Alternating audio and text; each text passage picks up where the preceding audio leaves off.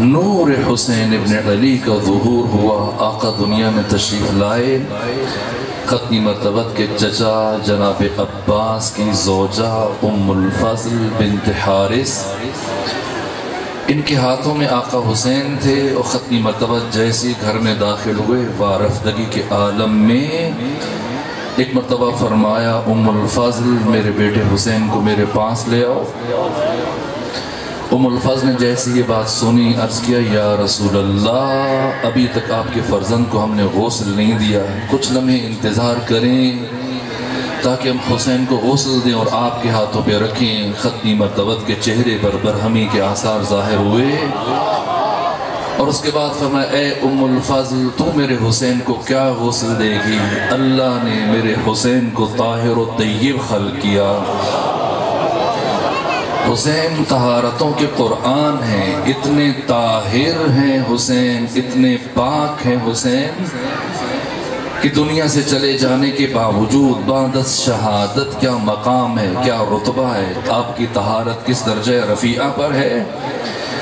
ایک صحابی امام صادق کی بارگاہ میں آئے اور آ کر عرض کیا فرزند رسول میں نے 29 حج کر لیے، اور آپ دعا کریں کہ پروردگار مجھے ایک اور حج کی توفیق عطا فرمائے تاکہ پورے 30 ہو جائے۔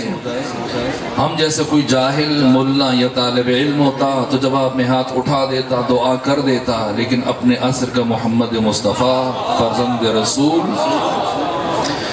جب اس کی زبان سے سنا کہ اس نے 29 حج کیے، حضرت نے تعجب سے پوچھا کہ تو نے 29 حج کر لیے، اتزورا قبر حسین ابن علی، کیا تو نے میرے جد میرے دادا حسین ابن علی کے روزے کی زیارت بھی کی ہے؟ کہنا فرزند رسول ابھی تک میں حسین کی زیارت کے لیے کربلا نہ جا سکا۔ ایک مرتبہ حضرت نے اپنے چہرے پہ تلخی کا اظہار کرتے فرمایا ارے تجھے کیا ہوا کہ تو اب تک اس حسین کی زیارت کے لیے نہ جا سکا کہ حق تعالی فوق عرش سے جس حسین کی زیارت کرتا ہے، اور خدا یہ فرماتا ہے، یہ حسین کی طہارت ہے، خدا زائر حسین ابن علی سے خطاب کرتا ہے۔ جب کوئی زائر حسین ابن علی اپنے گھر کو چھوڑ کر کربلا جاتا ہے، آقا کی قبر مطہر پہ جاتا ہے، آقا کی روزے پہ جاتا ہے، آپ کی زری کو چھوتا ہے، تو خدا خطاب کرتا ہے۔ یہ امام صادق فرما رہے ہیں کہ یا عبدی استانف عملکا، اے میرے بندے جا نئے سرے سے اپنی زندگی کا آغاز کر۔ قد صرت اليوم کیوم ولدت کو امک، آج تمہاری کیفیت وہی ہے جس طرح سے تو اپنی ماں کی شکم سے دنیا میں آیا تھا۔ جس حسین کے روزے کی جالی کو چھو لینے کے بعد انسان اتنا پاک ہو جائے کہ کوئی گناہ اس کی گردن پہ نہ رہ جائے اور اس کی کیفیت یوں ہو جیسا دنیا میں آئے، اس حسین کی اپنی طہارت کا عالم کیا ہوگا۔ یہ حسین طہارتوں کا قرآن، اور حق تعالیٰ نے اس قرآن کو ختمی مرتبت کے ہاں نازل فرمایا۔ کیوں نازل فرمایا؟ 1,24,000 انبیاء کی بعثت کے بعد اب ان سارے انبیاء کی محنتیں زیر سوال ہیں، اس لیے کہ ختمی مرتبت کی رحلت کے صرف 50 سال کے گزرنے کے بعد کائنات انسانی کا پلید ترین، نجس ترین، ناپاک ترین فرد جس کا نام یزید ابن معاویہ ابن ابو سفیان ہے، یہ اسی جگہ پر آ کر بیٹھنے میں کامیاب ہوا جہاں سے 50 سال پہلے ختمی مرتبت جس نقطے پہ تشریف فرما ہوتے تھے، جس مسند پہ بیٹھتے تھے، اور دنیا کے سامنے خلیفۃ المسلمین بن چکا ہے، امیر المومنین بن چکا ہے۔ لوگ اسے ختمی مرتبت کا امام الانبیاء سید الرسول کا نائب مان رہے ہیں۔ آج آپ یزید پہ لعنت کر رہے ہیں، لیکن اس زمانے میں چلے جائیے، ہر زبان یزید کو خلیفہ کہتی ہے، ہر زبان یزید کو امیر کہہ کے بلا رہی ہے۔ یہ یزید ننگ بشریت، کائنات کا نجس ترین اور ناپاک ترین فرد جو ختمی مرتبت کی مسند تک پہنچا ہے، کون ہے جو ختمی مرتبت کی مسند کو اس جرثومے کے ناپاک وجود سے پاک کرے؟ حق تعالیٰ نے اس دن کے لیے جس نور کا انتخاب کیا، اس نور کا نام سرور و سالار شہیدان حسین ابن علی ہے۔ اس لیے جیسے ہی یزید ابن معاویہ ابن ابو سفیان برسر اقتدار آیا اور شام سے خط پہنچا مدینے کی طرف، مدینے کے گورنر ولید بن عتبہ کے پاس کہ حسین ابن علی سے بیعت کا مطالبہ کیا جائے، اور اس وقت امام حسین مسجد نبوی میں اپنے قریبی افراد کے پاس بیٹھے گفتگو کر رہے ہیں۔ بنو ہاشم کے جوان بھی ہیں، آپ کے اصحاب بھی ہیں، انہی میں عبداللہ ابن عباس ہیں، عبداللہ ابن عمر ہیں، عبداللہ ابن زبیر ہیں اور باقی شخصیات ہیں۔ جیسے ہی ولید بن عتبہ کا قاصد آیا، کہا کہ امیر آپ کو بلا رہے ہیں دربار میں، گورنر ہاؤس میں، آپ سے گفتگو کرنا چاہتے ہیں، آپ سے ضروری مسئلے میں بات کرنا چاہ رہے ہیں۔ امام نے فرمایا تم جاؤ، میں کچھ دیر میں آتا ہوں۔ ادھر سے رخصت کیا، ادھر عبداللہ ابن زبیر نے سوال کیا، فرزند رسول اب کیا خیال کر رہے ہیں؟ ولید بن عتبہ نے، مدینے کے گورنر نے اپنے دربار میں آپ کو کیوں طلب کیا، کیوں بلایا؟ امام نے فرمایا میں محسوس کر رہا ہوں کہ شاید معاویہ ابن ابو سفیان کا انتقال ہو چکا اور اب اس کا بیٹا یزید برسر اقتدار آیا ہے اور مجھے بیعت کے لیے بلایا جا رہا ہے، کہ کیا آپ جائیں گے؟ فرمایا ہاں میں ضرور جاؤں گا۔ اور جیسے یہ کلمات سنے جو آقا نے جملہ کہا جب یزید جیسا فرد امت محمدی کے اوپر آ کر براجماند ہو جائے، وَعَلَى الْإِسْلَامِ السَّلَامِ، تو اب اسلام کے اوپر فاتحہ پڑھ دو، اس لیے کہ یزید کا آ جانا اسلام کے خاتمے کا اعلان ہے۔ یزید کا آ جانا 1,24,000 انبیاء کی محنتوں کے نابود ہونے کا اعلان ہے۔ یزید ابن معاویہ جیسے نجس فرد کا منبر ختمی مرتبت پر آ جانا امام الانبیاء سید الرسل کی ساری محنتوں کے ضائع ہونے کا اعلان ہے۔ اس لیے فرمایا علی الاسلام السلام، اور اب اٹھے کچھ لمحوں کے بعد اور بنو ہاشم کے جوانوں سے فرمایا کہ تم سب بھی میرے ساتھ چلو، لیکن چل کر تم گورنر ہاؤس کے دروازے پہ رک جانا، میں تنہا اندر جاؤں گا اور جب میری آواز بلند ہو پھر تم دروازہ توڑ کے چاہے اندر آ جانا۔ آقا حسین ابن علی یہاں سے تشریف لے گئے ولید کے دربار میں۔ جیسے پہنچے دو فرد اندر موجود ہیں یزید کے ولید کے دربار میں، ایک مدینے کا گورنر ولید بن عتبہ، دوسرا مدینے کا سابق گورنر مروان بن حکم۔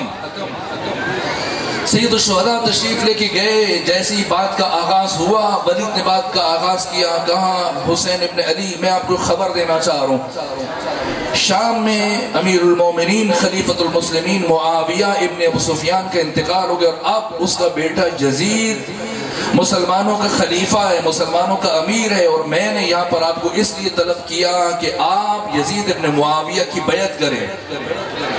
یہ 60 ہجری 27 رجب کی شب ہے، بیعت کے لیے بلایا۔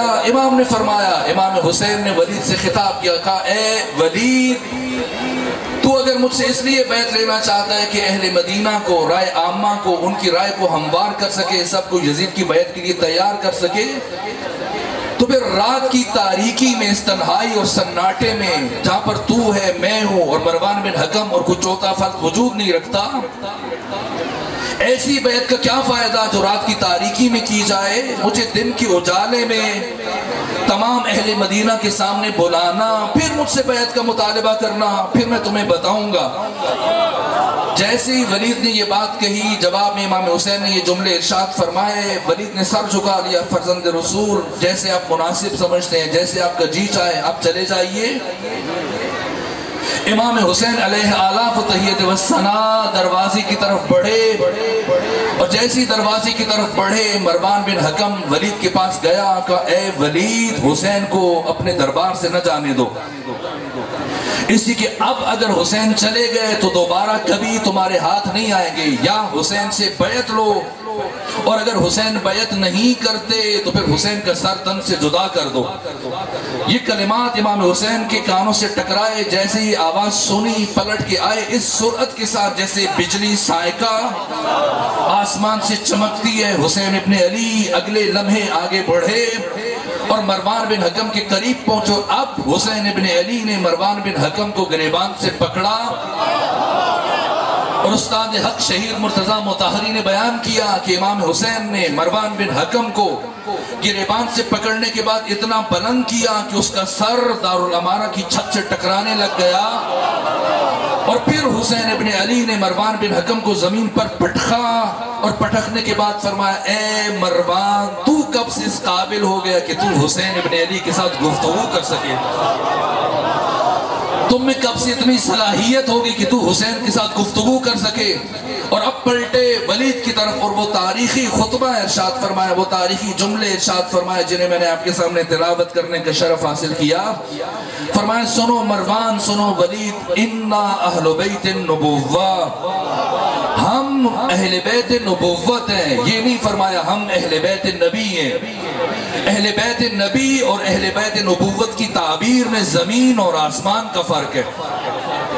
اِنَّا اہل بیت النبوہ ومعدن الرسالہ ومحل الرحمہ ومختلف الملائکہ، جتنی بھی اللہ کی رحمتیں اس کائنات پہ آتی ہیں وہ ہمارے وجود کے صدقے میں اس کائنات پر آتی ہیں۔ ومختلف الملائکہ، میرا تعلق اس گھر سے، اس خانوادے سے ہے جس گھر پہ شام و سحر، شب و مساء، صبح و شام، دن رات اللہ کے فرشتوں کا نزول رہتا ہے۔ میرا تعلق اس گھرانے سے ہے، میں خاندان نبوت کا فرد ہوں، میں معدن رسالت کا فرد ہوں، میرا گھر محلت رحمت الہیہ ہے، میں محبت وحی الہی کا گھرانے سے تعلق رکھنے والا حسین، اور تو مجھ سے جس یزید کی بیعت کا مطالبہ کر رہے وہ یزید و رجل فاسق، یزید جو فاسق ہے، شارب الخم، جو دن رات شراب پیتا ہے، معلن بالفسق، سر عام گناہ کرتا ہے، فسق و فجور کرتا ہے، محارم سے زنا کرتا ہے، نکاح کرتا ہے، قاتل النفس المحترمہ، جو پاکیزہ جانوں کا قتل مباح سمجھتا ہے۔ چار صفات اپنی بیان کی، چار صفات یزید کی بیان کی، اور قیامت تک آنے والے انسانوں کو پیغام دیا کہ ان چار صفات کو ان چار صفات کے ساتھ تول لینا، اور اس کے بعد پھر قانون بیان کیا۔ یہ نہیں فرمایا کہ میں یزید کی بیعت نہیں کروں گا، نہ، فرمایا سنو مثلی لا یبایع لمثلہ، کبھی مجھ جیسا اس جیسے کی بیعت نہیں کر سکتا۔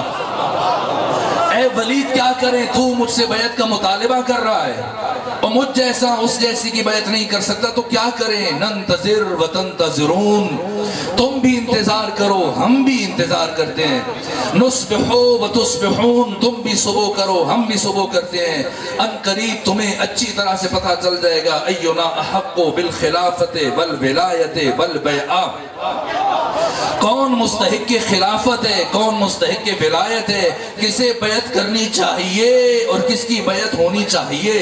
بس اتنا جلال تھا، اتنا روب تھا، اتنی ہیبت تھی، اتنا دبدبا تھا حضرت کے کلام میں کہ مرتبہ مروان، ایک مرتبہ ولید اس طرح سے ڈرے ہوئے سہمے وہ خاموش کھڑے ہیں، اور اگلے ہی لمحے امام حسین کی فوج کے علمبردار حضرت ابو الفضل عباس جیسی حضرت کی آواز بلند ہوئی، دارالامارہ گورنر ہاؤس کا دروازہ توڑ کر جب اندر پہنچے، اور اگلے لمحے ابو الفضل عباس کی شمشیر مروان بن حکم کی گردن پر تھی، حضرت کے اشارے کے منتظر ہیں تاکہ اس شخص کی گردن کو اڑا دیں۔ فرمایا نہ عباس چلیں، واپس چلتے یہاں سے چلے گھر، اور جا کر جس شخصیت سے ملاقات کی، گفتگو کی، جس طرح سے برادر بزرگوار اس شخصیت کے تعارف میں اشعار بیان کر رہے تھے، کس کے پاس گئے؟ نہ کسی کے پاس نہیں گئے، ایک شخصیت ہے، کون؟ ثانی زہرا، عقیلہ بنی ہاشم، عالمہ غیر معلمہ، علی ابن ابی طالب کی شیر دل بیٹی، عصمت الصغریٰ، وہ بی بی جس نے کربلا کو بچا کے ہم تک پہنچایا ہے، کربلا کی مفسرہ،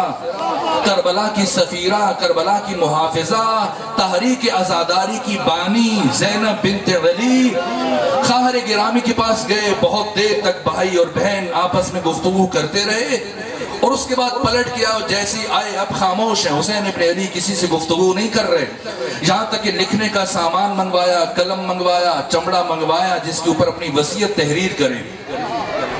وصیت لکھی، ہاذا ما اوصى من الحسین الی اخی محمد المعروف ابن الحنفیہ، یہ وصیت جو لکھی جا رہی ہے حسین ابن علی کی طرف سے اپنے بھائی محمد کے نام جو حنفیہ کے نام سے شہرت رکھتا ہے۔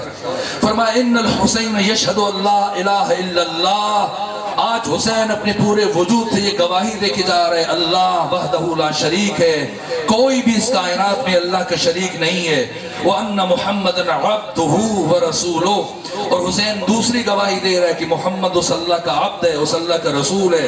وَأَنَّ الْجَنَّةَ حَقٌّ وَالنَّارَ حَقٌّ وَالْبَعْثَ حَقٌّ وَالنُّشُورَ حَقٌّ، جنت حق ہے، جہنم حق ہے، اٹھایا جانا حق ہے، حساب منکر و نکیر حق ہے، پل صراط حق ہے، قبر میں سوالات حق ہے۔ ایک ایک عقیدے کو بیان کرنے کے بعد پھر اپنے قیام کا فلسفہ بیان کیا۔ فرمایا انی لم اخرج اشرا ولا باطرا ولا مفسدا ولا ظالما، میرا قیام توقیر پسندی کے لیے نہیں ہے، میں مملکت اسلامیہ میں فساد برپا نہیں کرنا چاہتا، میرا قیام ملک گیری کے لیے نہیں ہے، پھر کیوں جا رہا ہوں؟ بل خرجت لطلب الاصلاح فی امت جدی رسول اللہ، آج حسین صرف اس لیے مدینہ چھوڑ رہے ہیں تاکہ جا کر اپنے نانا کی امت کی اصلاح میں کامیاب ہو جائیں۔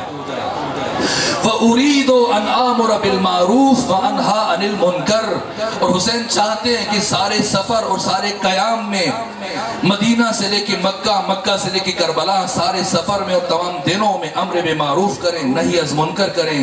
اور وَأُسِيرُ بِسِيرَةِ جَدِّ رسول اللہ وَأَبِي امیر المومنین، اور اس سارے قیام میں میں اپنے نانا محمد مصطفیٰ کی سیرت پہ عمل کروں گا اور اپنے بابا علی کی کردار کو زندہ کروں گا، دنیا کو دکھاؤں گا۔ بس میرے عزیزو، اب میں نتیجے کی طرف اپنے محترم سامعین کو لے کے بڑھنا چاہتا ہوں۔ یہ چند گھنٹوں کا وقفہ ہے، شاید 2 سے 3 گھنٹوں کا فاصلہ ہے۔ رات جب ولید بن عتبہ مدینے کے گورنر نے آقا کو بلایا بیعت کے لیے تو کیا کلمات ارشاد فرمائے، اور جب محمد بن حنفیہ آئے وضو کر رہے تھے، محمد حنفیہ جیسی پتہ چلا کہ آقا حسین مدینہ چھوڑ رہے، وضو کا کوزہ وہیں پھینکا، وضو بیچ میں چھوڑا، ننگے پاؤں دوڑتے آئے، کہا آقا کہاں جا رہے ہیں؟ فرمایا عراق جا رہا ہوں۔ کہا عراق نہ جائیے، فیصلہ کن جملہ ارشاد فرمایا، فرمایا سنو اے حنفیہ، شاء اللہ ان یرانی قتیلا، اللہ مجھے اپنے راستے میں شہید ہوتے ہوئے دیکھنا چاہتا ہے۔ ایسا جملہ جس کے بعد پھر محمد حنفیہ کو کچھ کہنے کی جرت نہ ہوئی۔ پھر نگاہ پڑی محملوں کے اوپر جہاں مخدرات عصمت و طہارت کو سوار کیا جا رہا تھا، کہا فرزند رسول انہیں ساتھ نہ لے جائیے۔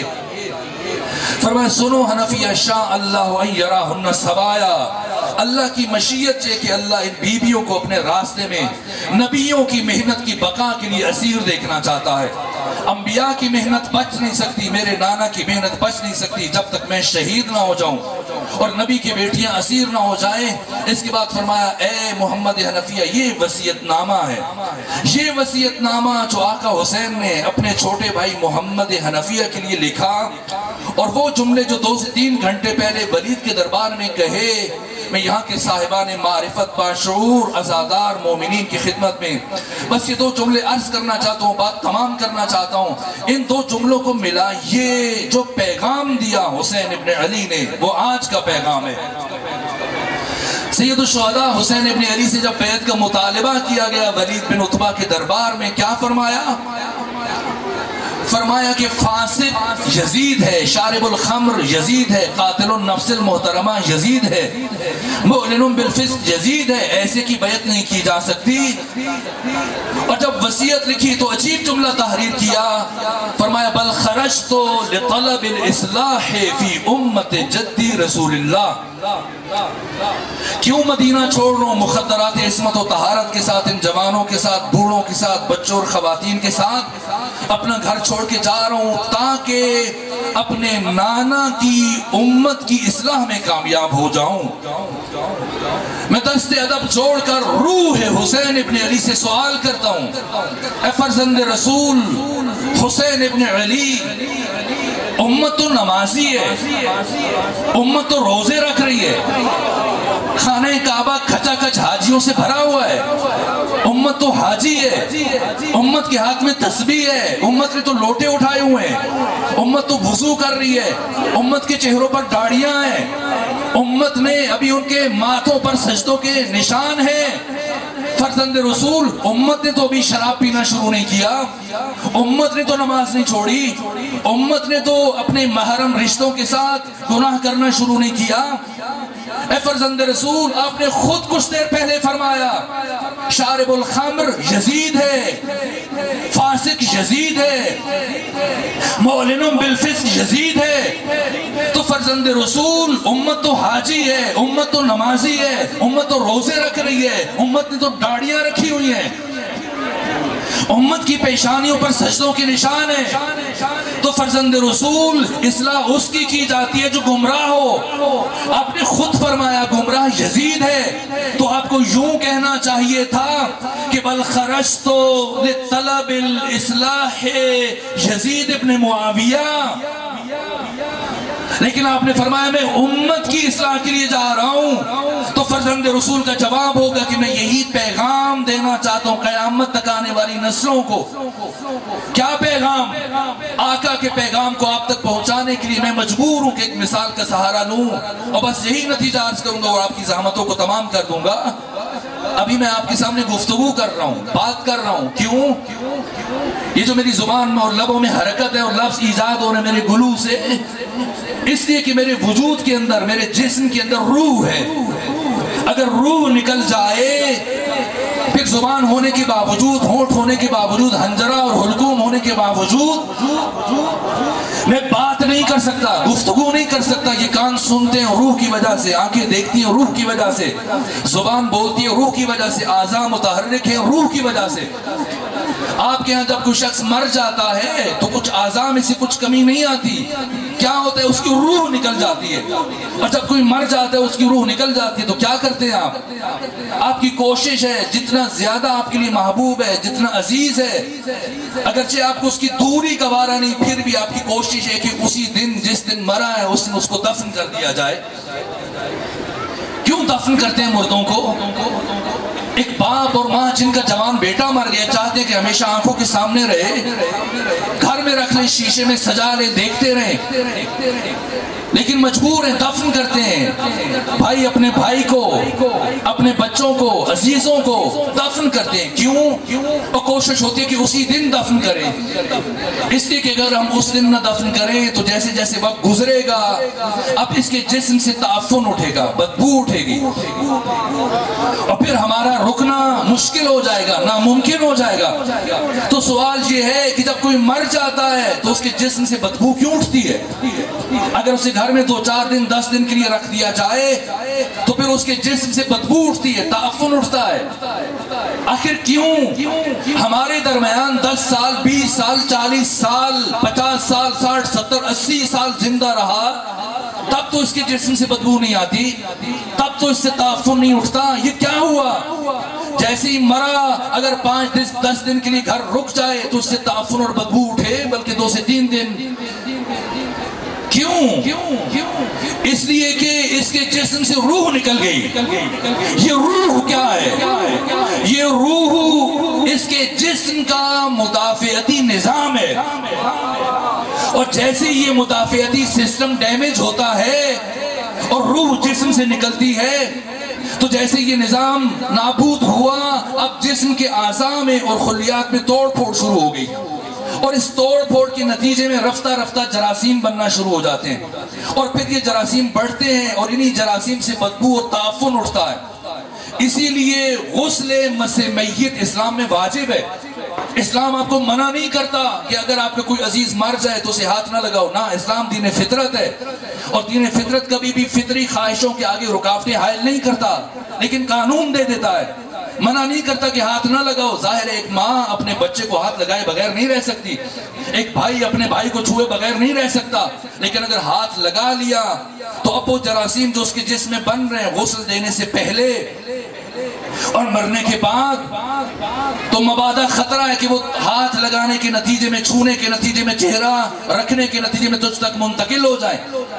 اس لیے غسل مس میت واجب ہے، اس لیے کہ اسلام دین امن ہے، دین سلامتی ہے، اپنے پیروکاروں کے لیے سلامتی چاہتا ہے۔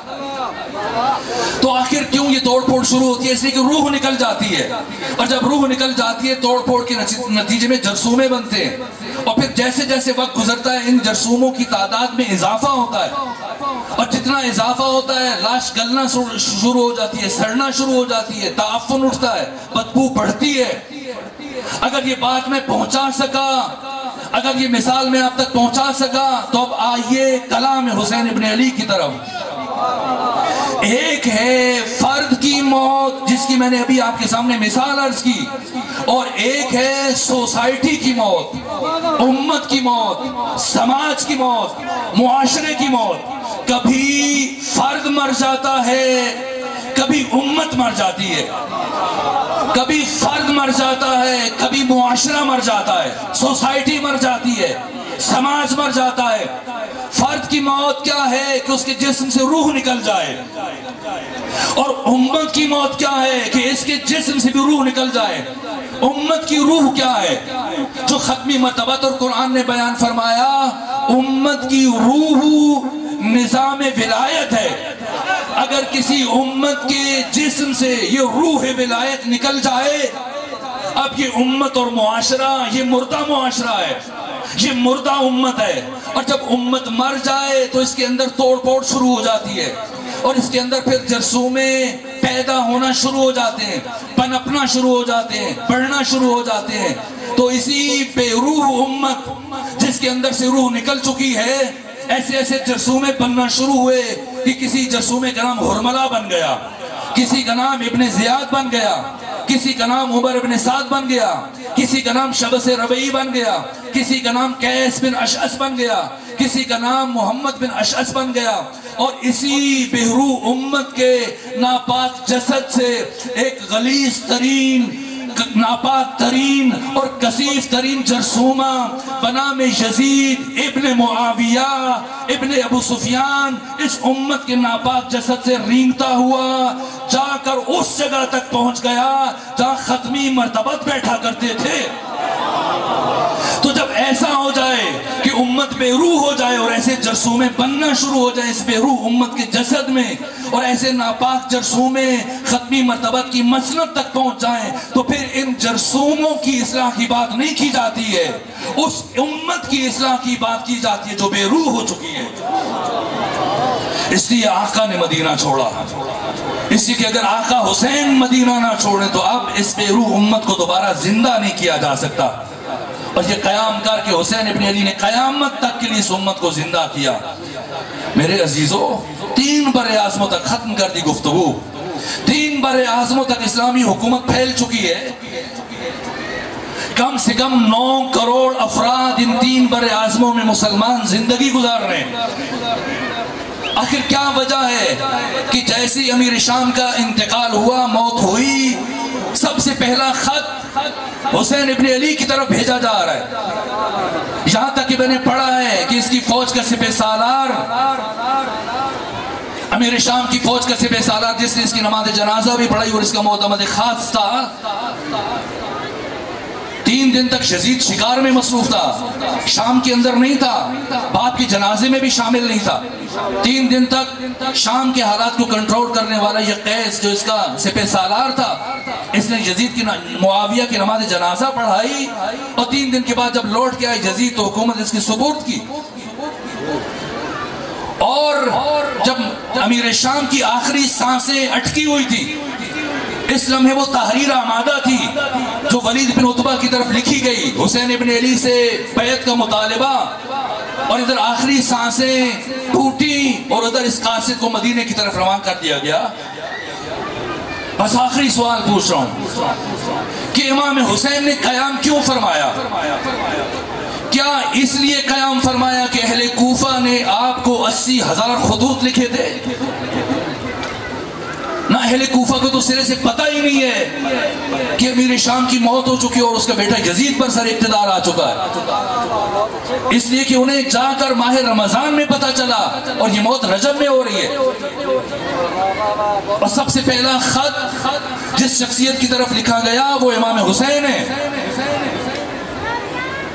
یہاں تک کہ امام حسین 3 شعبان کو مکہ میں پہنچے اور پھر 4 مہینے 5 دن مکہ میں رہے، اور ان 4 مہینے 5 دنوں میں پہلی مرتبہ جو اہل کوفہ کے خطوط کی کھیپ آئی وہ 10 رمضان کو قیس ابن مصہر سیداوی اور سعید بن عبداللہ حنفی یہ خطوط لے کے پہنچے۔ اہل کوفہ کو سرے سے پتہ ہی نہیں ہے کہ امیر شام مر چکا ہے، لیکن حسین مدینہ چھوڑ رہے ہیں، اہل کوفہ کی دعوت سے پہلے مدینہ چھوڑ رہے ہیں۔ اس کا مطلب اہل کوفہ کی دعوت پر حسین نے گھر نہیں چھوڑا۔ کیا امام حسین نے اس لیے قیام فرمایا کہ یزید نے آپ سے بیعت کا مطالبہ کیا؟ سوال، اگر یزید امام حسین سے بیعت کا مطالبہ نہ کرتا، کیا آقا حسین قیام فرماتے یا نہ فرماتے؟ کیا یزید نے سب سے بیعت کا مطالبہ کیا تھا؟ نہیں۔ بالفرض وہ امام حسین سے بیعت کی بات نہ کرتا، کیا آقا مدینہ چھوڑتے یا نہ چھوڑتے؟ اور جب یزید نے امام حسین سے بیعت کا مطالبہ کیا تو امام حسین یزید کی بیعت نہ کریں، لیکن کربلا بھی نہ جائیں، یمن چلے جائیں، ہندوستان چلے جائیں، مصر چلے جائیں، جیسا عبداللہ ابن عباس نے آپ کو مشورہ دیا کہ اپنے عیال کو لے کر پہاڑوں میں روپوش ہو جائیں، جگہ بدلتے رہیں، بیعت بھی نہ کریں، اپنے خاندان والوں کو بچا لیں، علی اکبر کو بچا لیں، عباس کو بچا لیں، قاسم کو بچا لیں، پوری کائنات مل کر ایک علی اکبر کے بال کی برابری نہیں کر سکتی، کیوں ان جوانوں کو اور اس سے پڑھ کر مخدرات عصمت و طہارت کو لے کے جا رہے ہیں؟ نہ کریں بیعت، لیکن کربلا بھی نہ جائیں۔ کیوں گئے کربلا؟ بس ختم کر رہا ہوں اور آپ کی بیدار سماعتوں کے سپورٹ کی بات کر رہا ہوں، اور گفتگو سطح عمومی سے کچھ بالاتر ہوگی، مجھے معاف رکھیے گا، لیکن یہ جملہ عرض کروں اور بات مکمل ہو جائے۔ کیوں یزید امام حسین سے بیعت لینا چاہتا ہے، اور یزید سے پہلے یزید کے اجداد امین شام؟ اگر امام حسین بیعت نہ کریں تو کیا فرق پڑتا ہے؟ آخر کون سی وجہ ہے کہ ساری رات آپ جاگتے رہے ہو، پھر صبح سے مسلسل عزاداری میں مصروف ہیں؟ ابھی صف عزا پہ جمع ہے، مرد و خواتین، بچے بوڑھے سب، اور یہاں سے جائیں گے، سینہ زنی کریں گے، جلوس میں شرکت کریں گے، اور پھر اسی طرح سے شام تک اور رات تک یہ سفر جاری رہے گا۔ یہ حسین کون ہے؟ کیا کیا؟ کیوں قیامت تک ہر شریف انسان اپنے سارے آرام اور مصروفیات چھوڑ کر ان دنوں میں صف عزا پہ آ کے بیٹھ جاتا ہے؟ کیا کیا حسین ابن علی نے؟ بس اسی سوال کا جواب کہ یزید نے امام سے بیعت کا مطالبہ کیوں کیا؟ نہ کرے، کیا فرق پڑتا ہے؟ یہ فرق پڑتا ہے کہ ساری دنیا یزید کی بیعت کر لے، لیکن اگر حسین یزید کی بیعت نہ کرے، یہ بات خود یزید بھی جانتا ہے، تب تک یزید کی حکومت کی مشروعیت ثابت نہیں ہوتی، تب تک یزید صرف بادشاہ ہے، حاکم ہے، خلیفۃ المسلمین نہیں کہلوا سکتا جب تک اپنے زمانے کا محمد مصطفیٰ اپنا ہاتھ اس کے ہاتھ میں نہ دے دے۔ اگرچہ یزید کا کردار نجس ہے، کوئی عہد جاہلیت اور کفر کی حکومت کو لے کے چلنا چاہتا ہے، لیکن اس کے اوپر اسلام کے ٹھپا لگانا چاہتا ہے، اسلام کی مہر لگانا چاہتا ہے، تمام تر پستیوں کو، رذالتوں کو، ناپاکیوں کو، بدکاریوں کو، گناہوں کو اسی طرح سے انجام دینا چاہتا ہے اور دلوانا چاہتا ہے، لیکن بنام اسلام۔ اور یہ تب تک ممکن نہیں جب تک حسین کا ہاتھ اس کے ہاتھ میں نہ آ جائے۔ اور اب حسین ابن علی کے پاس دو راستے ہیں، بیعت نہ کریں لیکن قیام بھی نہ فرمائیں، اور دوسری صورت قیام فرمائیں۔ کیوں قیام فرمایا؟ اس لیے کہ خود امام حسین اگر بیعت نہ کریں، صرف سکوت اختیار کریں، تب بھی اس سے یزید کی حکومت کی مشروعیت ثابت ہو جائے گی۔ کیا نتیجہ ہوتا اگر حسین خاموش ہو کر پہاڑوں کی طرف چلے جاتے، یمن یا مصر یا ہندوستان چلے جاتے، اپنے عزیزوں کو بچا لیتے؟ لیکن کیا ہوتا آج کے دن صرف نماز جمعہ بدھ کے دن نہ پڑھی جا رہی ہوتی؟ آج جب عزاداریوں میں جائیں تو میری اس بات کو یاد کیجئے گا، وقت کی کمی کے باعث اور سینے میں اتنی سکت نہیں کہ میں طول دے سکوں، اسی جملے پہ بات کو ختم کر رہا ہوں۔ اگر حسین قیام نہ فرماتے تو صرف نماز جمعہ بدھ کے دن نہ پڑھا جا رہا ہوتا، بلکہ آج ہر معروف منکر بن چکا ہوتا، ہر منکر معروف بن چکا ہوتا، تمام برائیوں کو ہم نیکی سمجھ کے انجام دے رہے ہوتے، اور آج ہماری مسجدوں میں، شادی حالوں کے اندر، ہمارے گھروں میں ایک بھائی کا بہن کے ساتھ نکاح پڑھا جا رہا ہوتا، ایک ماں کا بیٹے کے ساتھ نکاح پڑھا جا رہا ہوتا، اور مولوی صاحب نکاح پڑھتے، چھوارے اور مٹھائیاں تقسیم ہو جاتی، اور آپ چھوارے مٹھائیاں کھا کے اپنے گھروں کی طرف چل پڑتے، اور کسی کو احساس بھی نہ ہوتا کہ یہ کیا ہوا ہے۔ اگر حسین نہ جاتے، یہ حسین ہے جس نے عزتوں کو بچا لیا، جس نے انسانی غیرت کو بچا لیا، جس نے طہارتوں کو بچا لیا، جس نے انسانی اخلاقی قدروں کو بچا لیا۔ اور صرف حسین شیعوں کے محسن نہیں ہے، صرف سنیوں کے محسن نہیں ہے، حسین ہر اس با ضمیر انسان کے محسن ہے جس کے ہاں یہ قدریں پائی جاتی ہیں۔ بس آخری جملہ، ڈاکٹر گپتا رام جن کا تعلق ہندوستان سے ہے، ہندو ہیں، ڈاکٹر ہیں، کئی کتابوں کے مؤلف، لیکن وہ 3 شعبان کو اپنے گھر میں لوگوں کے لیے کھانے کا اہتمام کرتے ہیں، ہندوؤں کو بھی بلواتے ہیں، مسلمانوں کو بھی بلاتے ہیں۔ پھر روز عاشور، 10 محرم، سر و پا برہنہ، یہ لوگوں کی خدمت اس طرح سے کرتے ہیں، سبیلے لگاتے ہیں، لوگوں کے لیے کھانا بناتے ہیں، یہ ان کے بچے، ان کے گھر کی خواتین۔ کسی نے ڈاکٹر گپتا رام سے پوچھا، اے گپتا رام، آپ تو ہندو ہو، آپ تو مسلمان نہیں ہو، پھر کیوں حسین کے آنے کے دن اتنی خوشی مناتے ہو؟ پھر کیوں حسین کے جانے کے دن اتنا حزن مناتے ہو؟ کیوں غم کا اظہار کرتے ہو؟ کیوں ان عزاداروں کی اتنی خدمت کرتے ہو؟ کیوں ان کے راستوں میں پلکیں بچھاتے ہو؟ کہا کیا کروں، مجبور ہوں۔ کہا کیسی مجبوری ہے؟ کہا میرا ضمیر مجھے مجبور کرتا ہے، میں جب بھی گھر میں داخل ہوتا ہوں، گھر کے اندر میری ماں بھی ہے، بہن بھی ہے، بیٹی بھی ہے، بیوی بھی ہے تو چاروں خواتین ہیں، میں نے عورت کی نگاہ سے دیکھوں، لیکن کیا ہے کہ ماں مجھے ماں کی شکل میں نظر آتی ہے، بیٹی بیٹی کی شکل میں نظر آتی ہے، بیوی بیوی کی شکل میں نظر آتی ہے، بہن بہن کی شکل میں نظر آتی ہے۔ جب ان رشتوں کی حرمت میرے دل میں آتی ہے تو میرا سر خود حسین ابن علی کی بارگاہ میں جھک جاتا ہے۔ اس لیے یہ سب کرتا ہوں تاکہ اپنے محسن کے احسان کا شکریہ ادا کر سکوں۔ آئیے شکریہ ادا کریں اس محسن کا